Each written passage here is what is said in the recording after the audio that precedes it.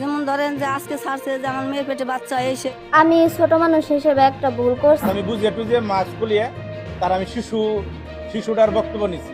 তারপর 2 দিন পরে আর কি আমার খালু সরলতার সুযোগ নিয়ে আমার সাথে খারাপ ব্যবহার করে। আমি যদি চাই তাহলে তাদের সাথে থেকে ভিডিও করতে পারি। প্রেমিকার নগে লঙ্গলীলায় ব্যস্ত আছে।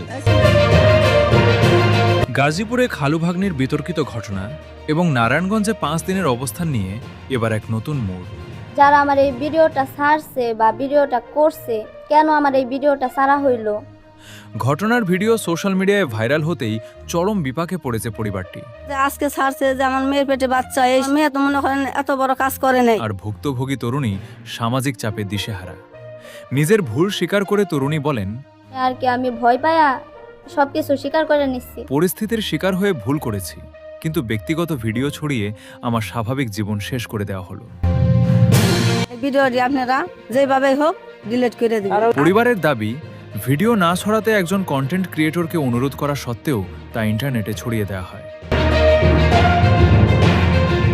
আমি বুঝিয়ে টুঝিয়ে মাছ খুলিয়ে তার আমি শিশুটার বক্তব্য নিচ্ছি।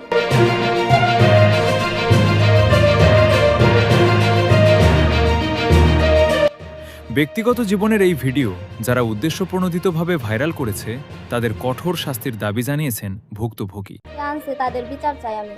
কেন আমার এই ভিডিওটা ছাড়া হইলো?